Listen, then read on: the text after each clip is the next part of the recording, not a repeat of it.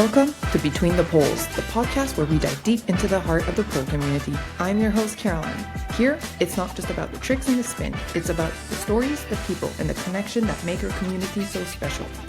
Every episode, we sit down with pole artists, studio owners, and inspiring members of the community to talk about their journeys, challenges, and passions. So grab your favorite drink, get comfy, and let's get real. This is Between the Poles. All right, welcome everybody to Between the Poles. Today, our guest is actually in the studio, so it's going to be a little bit different as usual. We've been doing this online. Hi, Sachi. Welcome. Hi. Yeah, so really excited to kind of chit chat with you today. We asked the same question to everybody that comes on here. Just to start, can you tell us a little bit, how did you come about pole? How does this whole journey start, basically? Yeah, well, it's been long time. Almost 20 years, I would assume. 2005 is when I first started dancing. And I went to the strip club and I saw these showgirls. They weren't just strippers. They were actually putting on these massive performances. Roller skates, big costumes, even like tigers on stage. That was like my era. That's crazy. Yeah. And so, they had amateur night at Roxanne's and I went and did that. And I was in school during this time, but I was taking social services and we needed to have a field placement and my field placement didn't go over very well. So I wanted to raise money for the charity that I was doing. And in order to do that, I was running a dance club at Conestoga College and we didn't raise enough money. So I pretended like we raised all this money, even though no one came to the recital or event. So I went to Roxanne's and won the $1,000 and then I gave it away to charity. Yeah. So that same night, the owner of Roxanne's was like, "Do you want to work here?" And I was like, no. But then after I gave all that money away, I was like, well, let me try one more time. So I came in on a Tuesday night and I came home with $700 and then I was hooked. Good money. It was, but that was like a long time ago when money was so good. Like on a Tuesday night making $700, it's like unheard of these days. Yeah. So. The economy definitely changed. Oh, big time. What kept you coming though? How did you go from that to who you are now? Because you're quite a big name in the whole community. Performing. I love performing. And like that's what made me want to work at Roxanne's because they had these big features. And I strive to be like that, especially from the background I come from. Cultural, Roman Catholic. My mom works at the University of Waterloo. As soon as she found out I was stripping, she's like, "I didn't raise you to be like that." And I was like, oh. The disappointment. Not the anger, but the disappointment hurts more, you know? So I stripped for like a year after that. And then I put myself back into school in 2007 just to prove to her that like I can do this, and finished fitness health promotions in Fanshawe College in London. And then I went back to stripping because the next year books and tuition were like this. And I was like, are you kidding me? Like $1,200 for books? Yeah. I couldn't afford that like at all. So yeah, I went back to stripping and then that life just kind of sucked me right back in. And I was like, fuck school, I can make money. I'm making money, right? Why am I gonna, most people that I know are like tradesmen, like with an actual certification, but don't get hired for their job because they're overqualified. So what's the point? Yeah. But I mean, school's good. I mean, don't take it from me, but that's how I look at things now, that people aren't getting hired for their actual credentials.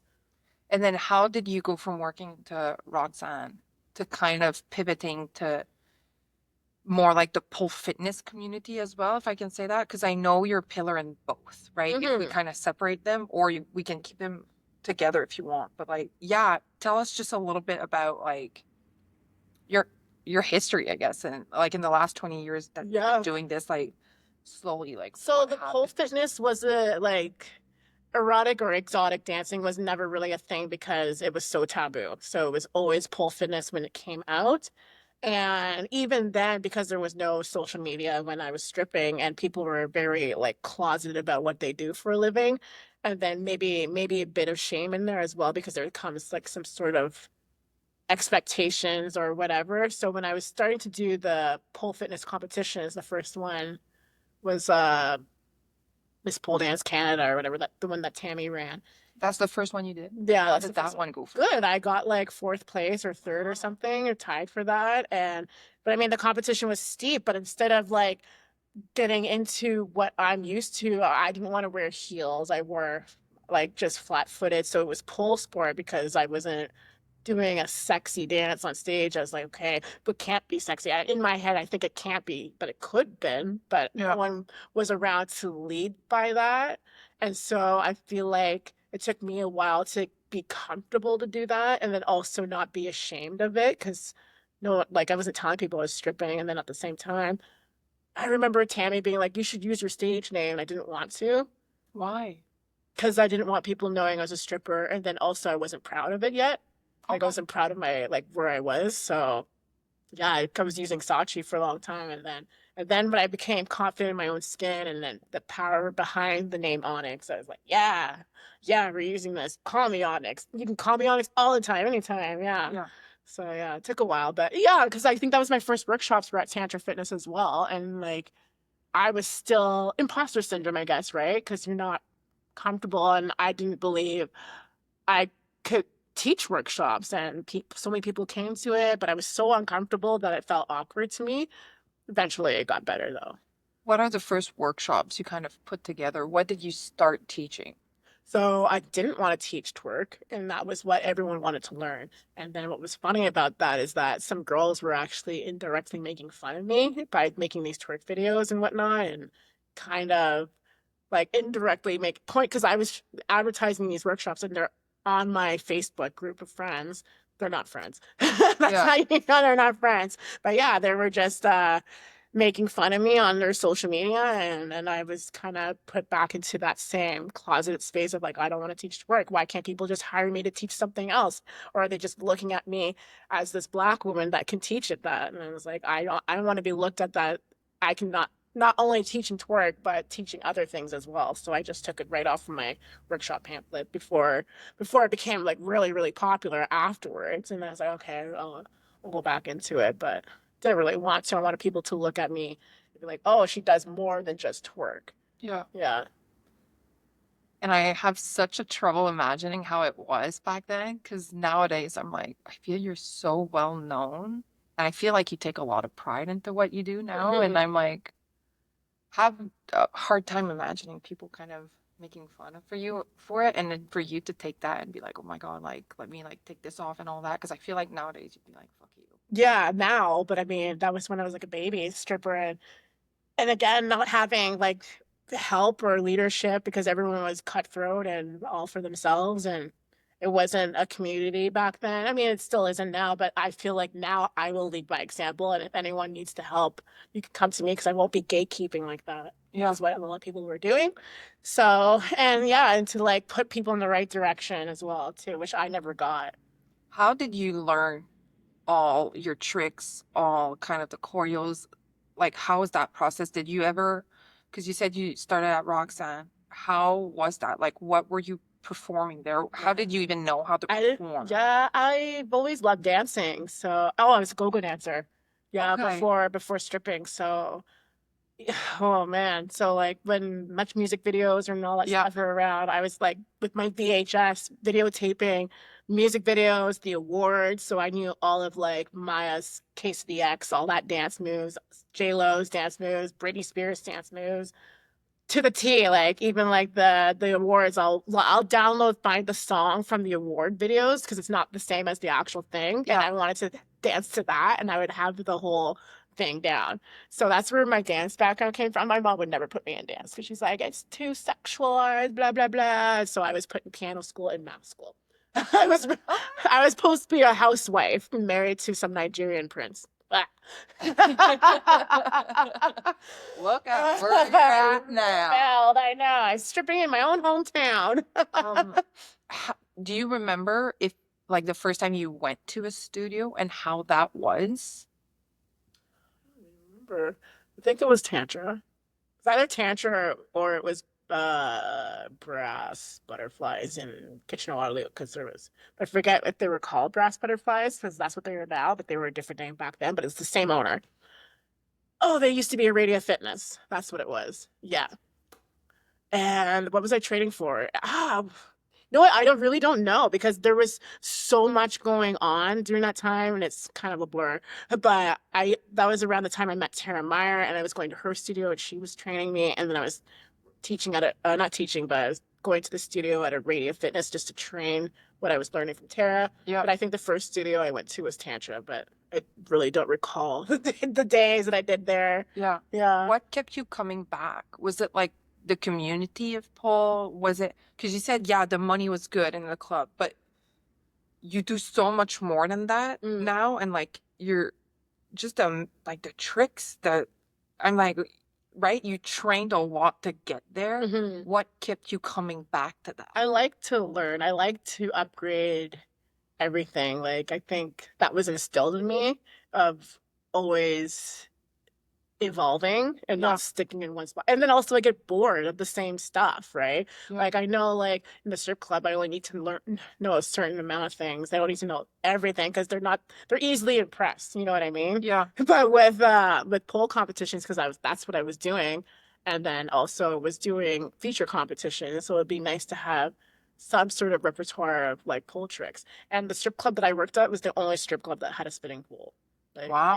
yeah, and it's a beautiful club. So it had a stack and it had a spinning. It was really fat poles, but it was a beautiful club. So I wanted to learn pole tricks and stuff on spin that no one else knew because no one really was doing spin tricks. Yeah. Yeah.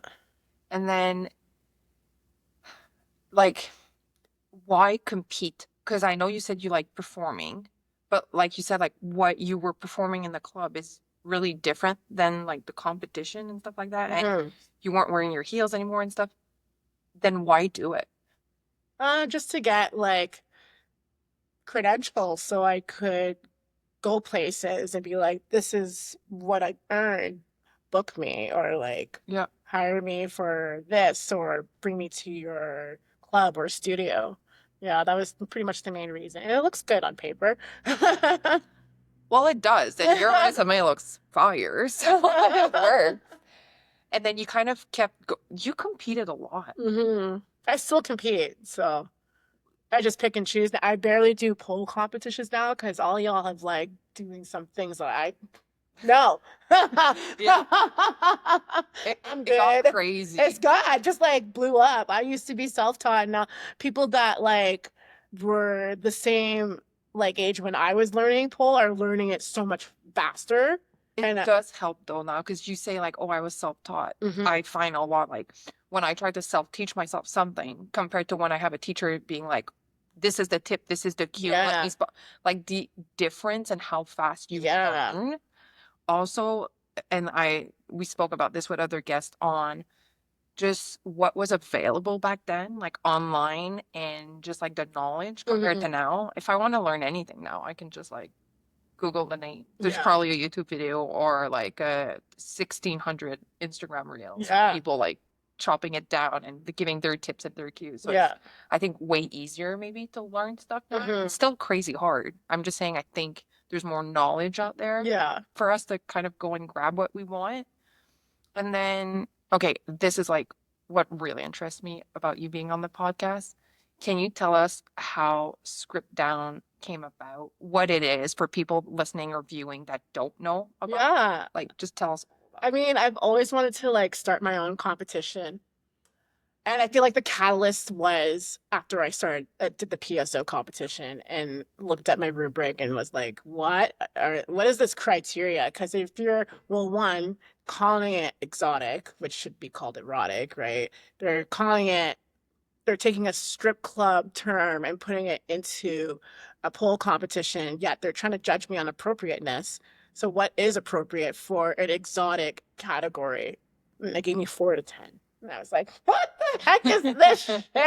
What do you mean? Was it not sexy enough? Like, and then obviously there's no comments on these cards either. So like the criteria, no comments, who I'm being judged by. Because like, how would they know? Have they even been into a strip club? Obviously not, because they're like those kind of people. So that was the catalyst of me being like, we're doing my own competition with my own criteria. I'm bringing in all-star judges with actual credentials, so you know who's judging you and what gives them the right to judge you at that point too, right? So, yeah, I started Skrippeddown. We're in its third year. It's a pole competition dedicated just to heels, not to strippers, to everyone, but you have to wear heels. And then we've got 3 different categories plus duos. And basically, yeah, it's become this big thing, community. It blew up the first year, the second year sold out, and this year I'm expecting to be absolutely insane. I Because was people gonna are, say, I yeah, feel like it's everywhere. yeah, people are already starting to apply. It's not even open, and people are trying to apply to it. Yeah. I'm like, what the fuck? Yeah. Apply to Chromageddon. And then, so the other competition called Chromageddon used to be a part of Skrippeddown. So Skrippeddown was like the first year we had it, and then I took the highest scores from each category to do a battle off called Chromageddon, and that didn't go. It went well, but because All Out is always going to be high energy, people are always going to cheer for the high energy person. So I was like, Yeah. okay, this isn't fair. So I took Chromageddon, but I was like, I love the name so much. I love it. We can't just get rid of it. Yeah. So I made it into a different competition. And I was like, we need to, because it's sick. How do you not use that name? And then what is Chromageddon? How would you separate the two of them? So the difference is Chromageddon is one pole where you can choose between spin or static. It's not strictly heels. You dance your own style. So if you're a ballet dancer, or you're pole sport, or you're pole comedy, or you're erotic, or you're classique, or whatever you want to do, you're gonna get up there. It's like a talent show, and then you're gonna be judged on your talent. Yeah. Yeah. Yeah. So that's the difference. And then this year is going to be the first year. This year is our inaugural year. So When is it? it's June 27th in Winnipeg. When can people apply for Chromageddon, and when can people apply for Skrippeddown? So Skrippeddown applications open April 1st, and Chromageddon applications opened I think at the beginning of December, and they close March 31st. So I'm sorry for viewers. You're not gonna. By the time you listen to this, that's going to be closed. But make sure you go and buy tickets and go support. Where are the venues at for people interested? It's the Park Theater in Winnipeg. And you can find those tickets online, either on my website, chromageddon.com, or if you go to the Park Theater website, they also have it listed there as well. Your judges are Tara Meyer, Bada from South Korea, Pole Wizard from the UK, and Radis Abbey from the US. And I'd like to touch on this a little bit because we haven't yet in this season. How did you start judging? How do you select a judge for your competitions? And yeah, let's touch up on that, and then that will bring me to other questions. Well, actually, I haven't judged a competition yet. You've never judged? No. I thought you I know. Well, I've been like, Tammy reached out to ask me to judge for Dance Filthy, but then never contacted me again, so I don't know what happened there. But then someone else reached out to do an online judging, which I never got paid for, and then that's when I realized judges need to be paid, because it took me 2 days to go through all these online things, and I was like, this is a lot. This is a lot of work. And I'm watching everything, and I want to leave comments, but it took me 2 days and I didn't get paid for it. So, and then there was numbers I had to do, and I put wrong numbers in. So I had to get my man to, because he's good with decimals and fractions. So he's like, oh, I'll fix this. I'm like, thank God, because they want me to fix this, and I'm like over it. Yeah. But like that process basically told me that judges need to be paid. We all want to see our scores and our comments from everywhere. And then also when I competed in Dance Filthy USA, the first year I got in, the second year I didn't get in. And I was like, but why? Like, oh, my fucking microbands, of course. But at the same time, when I watched the finalists for Dance Filthy the year I didn't make it, I was like, but kind of better those, kind of better, low key. But whatever, you didn't want me. So I looked at the scoring, and I'm like, you don't really see who gave you what. It just gives you 3 numbers. Oh, you didn't make it. I'm like, cool, but who judged this? Or because like realistically, I could just do that too. You signed up, and I could just write random 3 numbers down and be like, you didn't make it. Yeah. So now we're just very transparent in all my competitions. So I've hired online judges that are hired and paid. So you get your scores for that, you get your comments for that, and you see everything, who judged you, the scores you got, and why you didn't make it in or why you did make it in. And then at the final live rounds, you get your scores for those as well. So fully transparent. Do you feel that that's slowly gonna push other competition to follow suit? And then Honestly, there's gonna be kind of a standard it that's gonna has be set? already. PSO just decided to pay their judges after what, 10 years? And do you feel like scoring and all that will kind of also standardize with time? Even just because you've been in the game for a while. Hmm. Do you feel how it started to how it's now? You've seen growth into how it's managed, how it's done, and all of that? Yeah, I do see that, but in the end, I hope everyone still comes to me. I do see the change, and like, Yeah. bravo for you guys listening and changing. I think it's a little too late, but good for you. And you know what? Kind of on touching on that too, because we had Tara on, and then our listeners and viewers will have listened to that one because it's gonna come before this one. I know the schedule. You guys will get there too. And we were kind of touching up a little bit on the competition scene, how it started to how it's now. How do you feel like how how did those competition change? What the level change and who you see on the scene now to compare to that? Like how was that process for you or that journey for you? You feel like you built up like a little family and you also always kind of saw the same people at competition and then you guys kind of compete together and how was that? Um, yeah, it is a family because like we're always competing in the same competition, but at the same time, all the ones I was competing, like who is her? Susie and Tara. Like when Tara first came into the scene, she changed the whole competition scene. Like she was the first person that's like classically trained, and she was amateur and I was pro, and I was watching her like, and I was Yeah. like, I was like, great, she's gonna change everything. Lines were invented in criteria because of Tara, like flexibility, all that stuff. The game changed when she showed up to the scene. I was like, man, but she's so beautiful. For her and I were actually like really we're best friends and but polar opposites. Yeah. We laugh a lot, but yeah. And then like other people like Shannon Pollard and Susie, we keep in touch, but I feel like now everyone because we're masters at this point now, Mhm. so we're all doing our own thing. I think Susie now is doing acro instead of pole these days, and Tara's in the U.S. and Shannon, I don't know what she's doing. She's on the coast, but yeah, probably a mom, I think. Yeah, and then I'm just all over the place to the point where I don't even have time to train or compete anymore. I was gonna say you're busy. Yeah. And then I kind of always like asking guests this too. For people listening that are like pool beginners or thinking about coming to pool or they're having trouble with their training or anything like that, like how did you get to the level you're at? Like how much training did you put into this?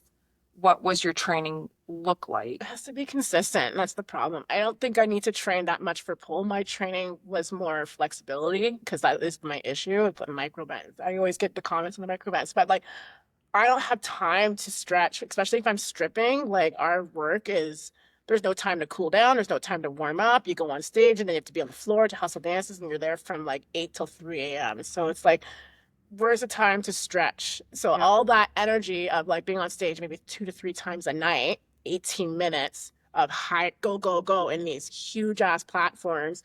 Of course, my micro bends are really bad. Yeah. No time to stretch them out after I just did 160 minutes of cardio Yeah. in heels, right? So, um, yeah, my training was all flexibility. And if I didn't stick with it, it was gone the next day. And it's really annoying because Yeah. flexibility is hard. And yeah, I mean, you can still do it, but like, I just don't have time to sit and do it. And Do you also remember kind of a point for you where you like, you know what? I think I'm actually really fucking good at this. mm, Like if I keep at it, I think like I'm gonna win competitions. Like I can make probably a living off of this. mm, Do you remember like that kind of decided point? Because there's a lot of us that are like, I pull for a hobby. I'm obsessed with pull, but that's my hobby, right? It's my side thing. Like I don't live off of it or anything. When were you like, I know I can win at competition. If I put stuff together, like I can go out there and like take those medals and then I can start like doing workshops and people know me and they're gonna, you know what I mean? Like Mhm. when did that shift come in? Yeah, I mean, I didn't really I stopped doing pole competitions a while ago. So I was more into the feature competition. So when I had like all these big ass costumes that no one else did, that's when I knew. Because like I already know I have like really good showmanship that no one else has.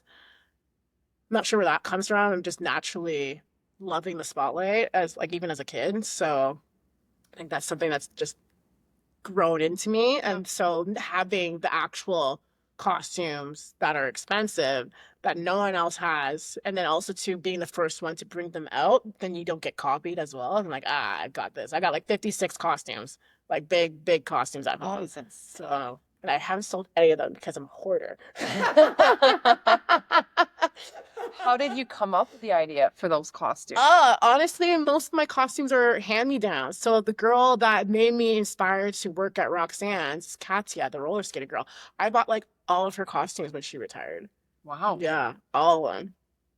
So and I've had them. And what's funny is that they're older than me, Yeah. but I just refurbish them, bedazzle gun and make them pretty, add some more feathers to it, good to go. So then here's my question. Do you take a costume and then the costume will inspire you to build a performance?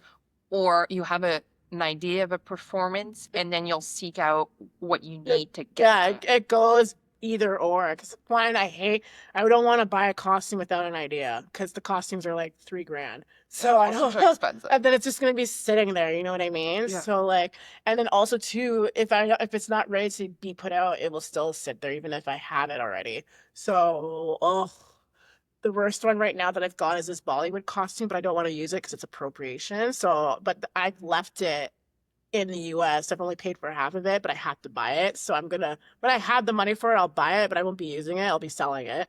But I don't need it, right? Yeah. I had the idea of doing that, but when this whole cultural appropriation came into play and all that stuff, I'm like, oh, I can't use it. So I'm just like, well, there goes that idea, but the idea was dope.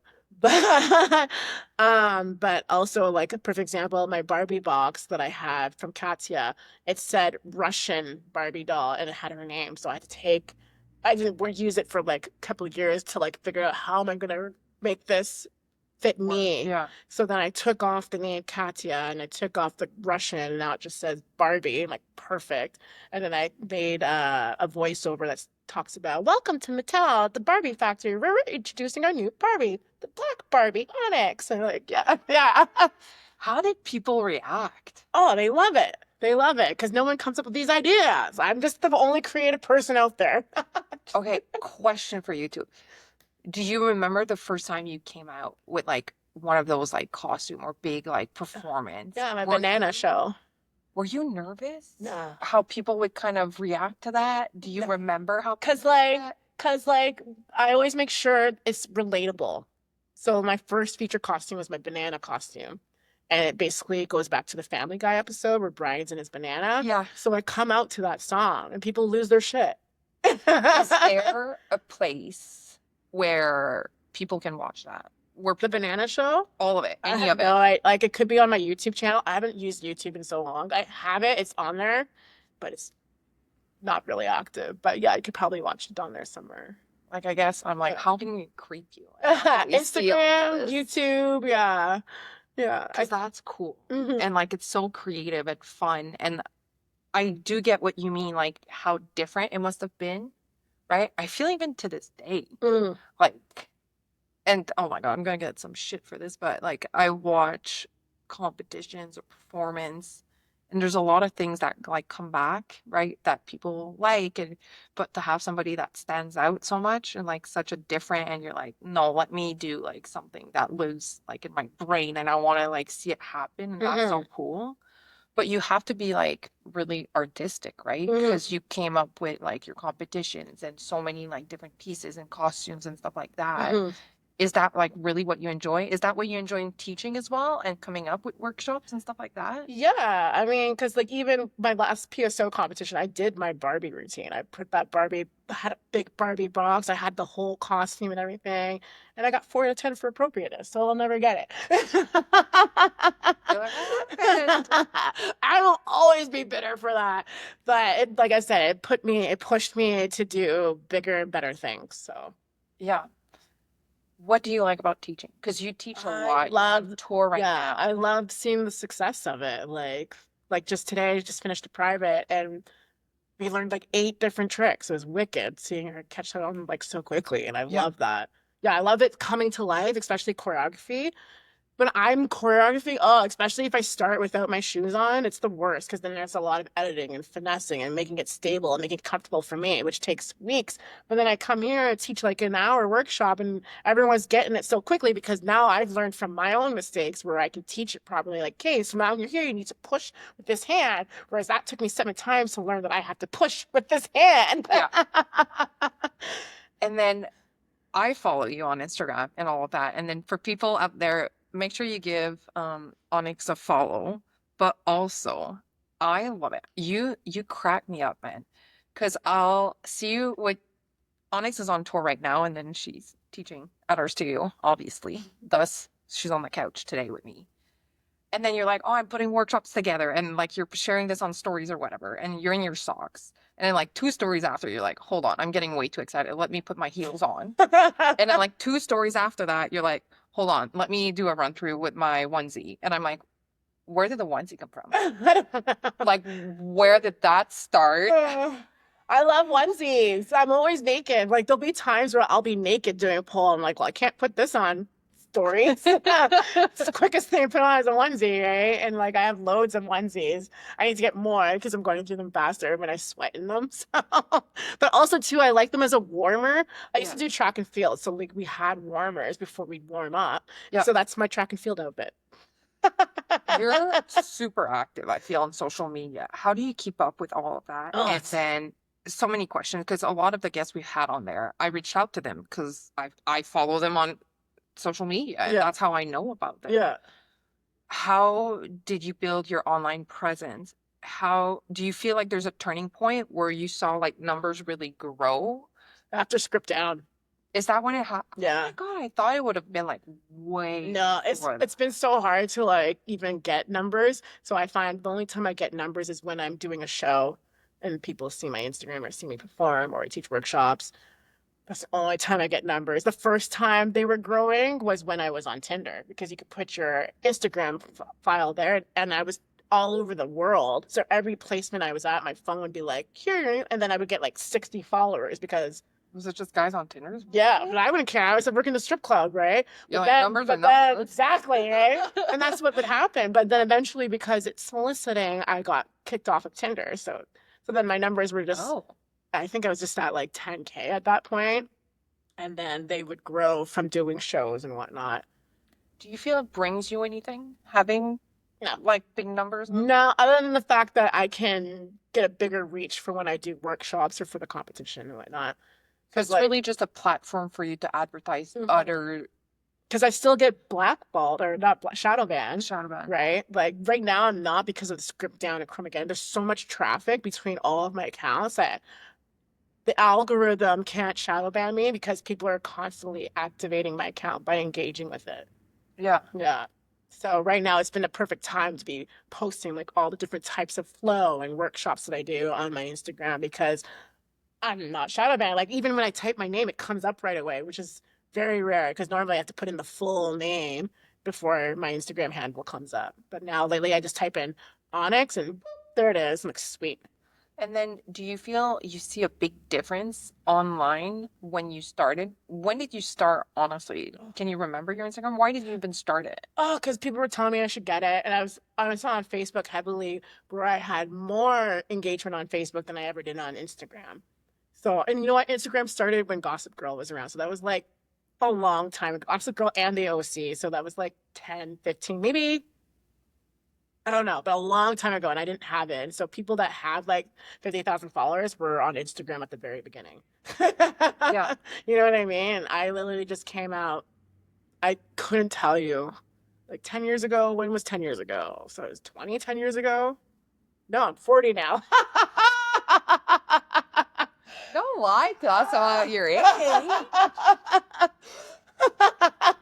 I feel 30, so I don't even know. I don't remember. Was it 20 years ago? I don't know. It's all a blur, as I keep saying. And do you feel you've been pretty consistent on that platform? Yeah, I am. And I made sure everyone knows I only have one account because I've had some imposters that they block me. Like, and I'm like, oh, I'm like, I only have one account. That's your own fault if you follow some random person that just takes my photos. But I only have the one account. And yeah, I use it for advertising, and because of Skrippeddown, it's basically like blown up my personal account, which is great. Do you feel most studio that you tour to know you from online?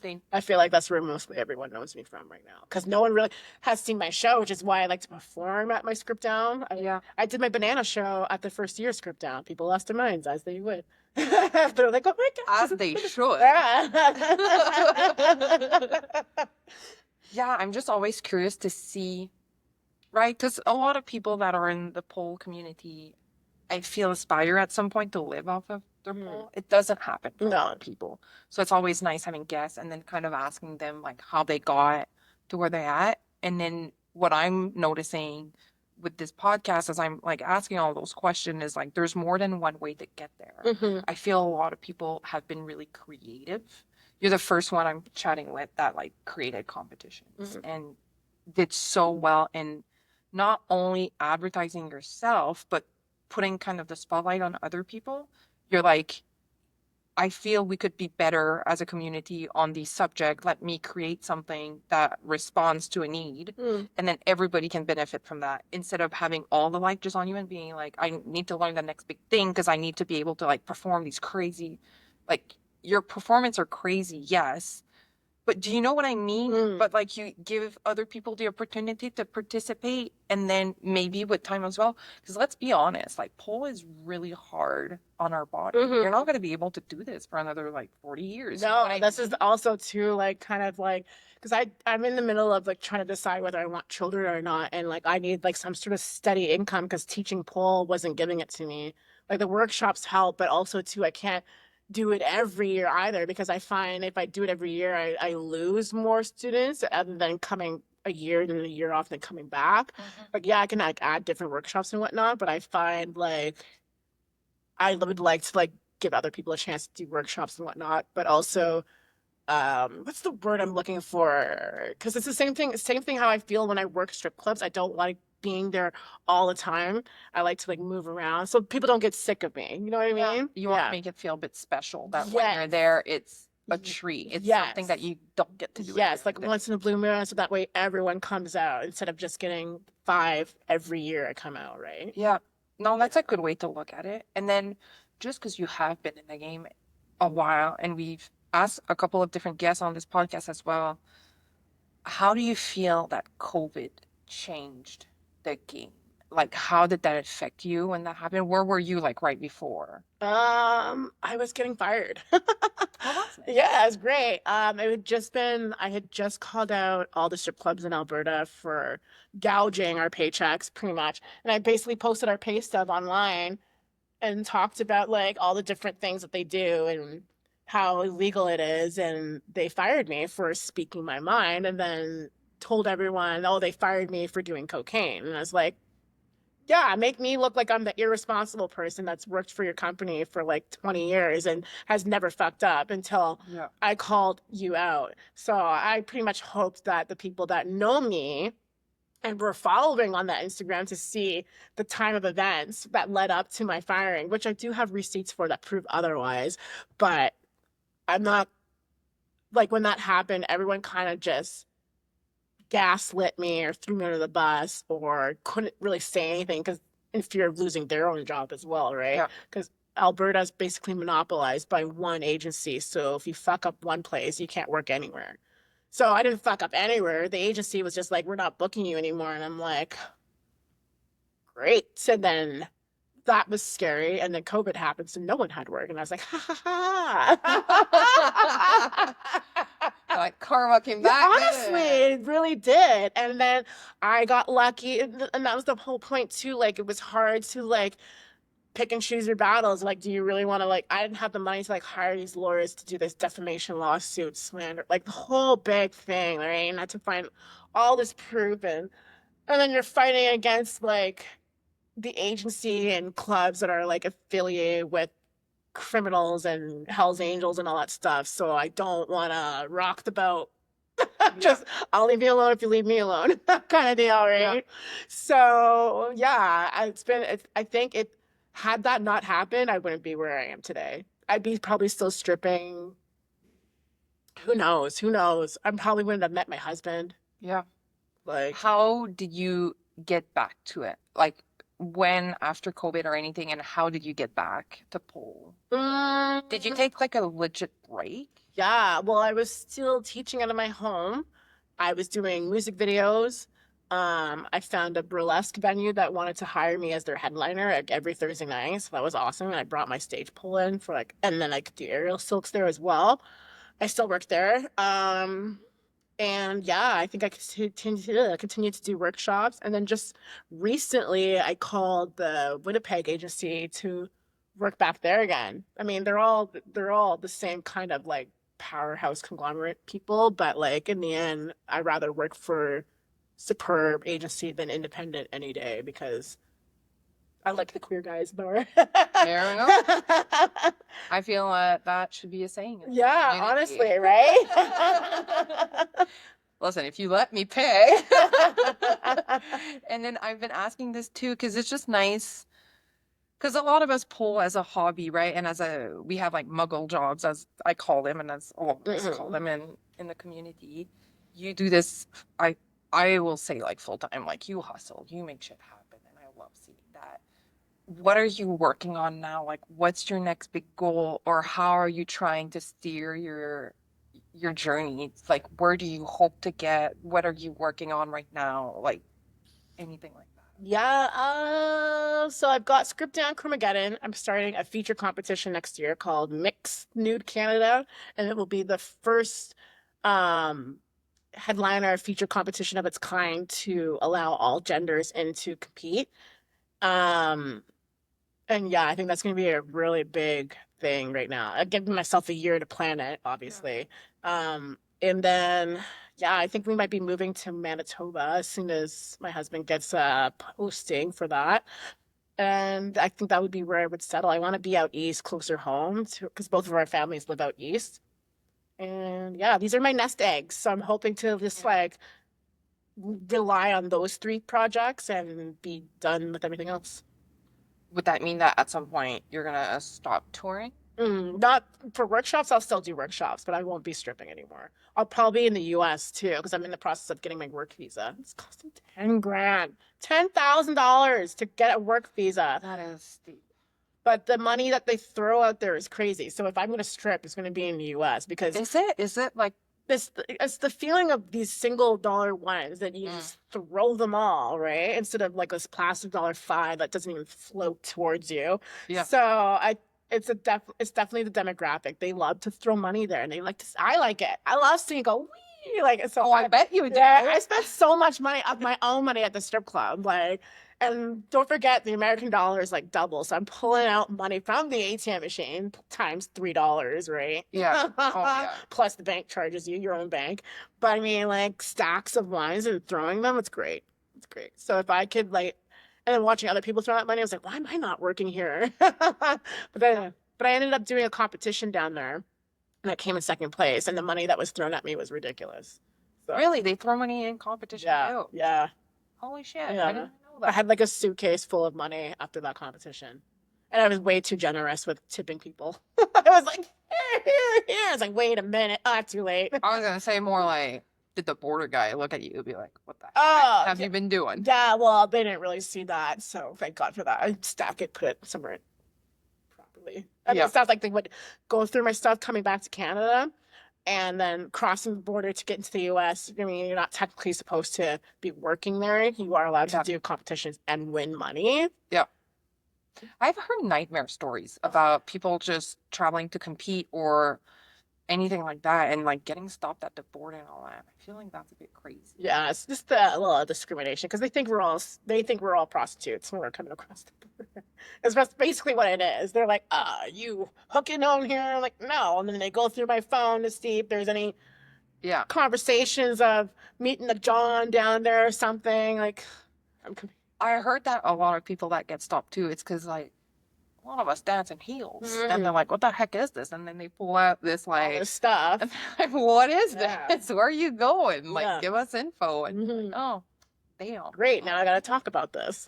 You're like, where to start this conversation? Yeah, just be honest, honestly, because they put everything down Yeah. on whatever they're typing it on. Because the next time you cross, they usually revert back to the other questions to be like to see if they trip you up. Oh, so where were you in the last 6 months? And then I'm like, huh. Where was I? And like sometimes I don't remember that I was across the border twice within the 6 months. I'll probably just remember one. But they'll be like, oh yeah, I was in Wisconsin this day and then this day. And they're like, and I can see them go like, I'm like, oh shit. You're like, they do be They do paying know attention. they're keeping track. All right, I don't want to keep you here forever. And then we have this little tradition. I'm not sure if tradition is a word. We're only on season 1. I'm trying to get this tradition started where we finish this podcast with the same segment all the time. And then it's called The Last Grip. They're easier questions. You can give us as much or as little details as you want, and that's more than fine. And then just to like finish this on a like positive high note, coffee or tea?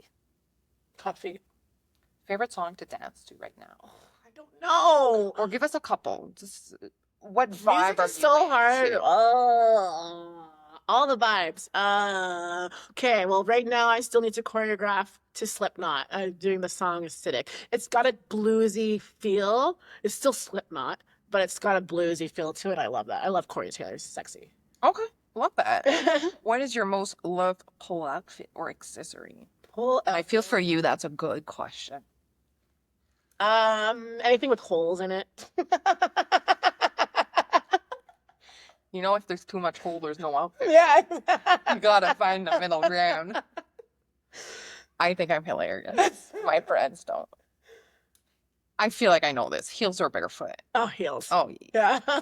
One word to describe your relationship with pole. Or a sentence. Abusive. Or a say. Oh, I love that. I love that. Definitely. I like that. If you pull like a lot, and I feel like you have to love the abuse a little bit. I love a good like teacher that will like give me shit to be like, do it. And then we're like bruised up, you're banged up, your body is like, we're hurting. And I'm like, I don't give a shit. I'm off the pole. Let's do it. Spin or static? I like static. Choreo or tricks? Choreo. Morning practice or evening practice? Ooh. I'm a morning person, but sometimes it's hard to get into things. So I don't know. In between. That's a 50-50 there. Okay. Yeah. Love or hate conditioning? I hate it. Fair enough. Tell us 2 or 3 of your favorite pollers or people we should like give a little bit of love to. Phoenix Kazare, Tara Meyer, and my third. Who would be my third? I have no idea. I feel like you dropped a lot of good names on this episode as well. Mhm. A lot of names that people should have a look at and give a follow. So we'll accept just 2. Yeah. Because I feel like you did bring up a lot of people today too. One of your nemesis moves. Janiro. I can do it, but only when it wants to. See, it happens and sometimes it doesn't. And I'm like, what's going on? yeah, Is I it love a good Janiro. Your favorite move? Janiro? When it's there, you're like, I love you. Hey, it's so good. Yeah. And then that's it. Thank you so much for being with us today. Awesome. And I lied. I guess my last question is for our viewers and our listener, how can we support you? Where can we find you? Yeah. Tell us about that. You can find me on Instagram, Onyx Sachi, Onyx Sachi. Same thing on Facebook, YouTube, website, IconicsEliteEntertainment.com, Skrippeddown.com, Chromageddon.com, everywhere.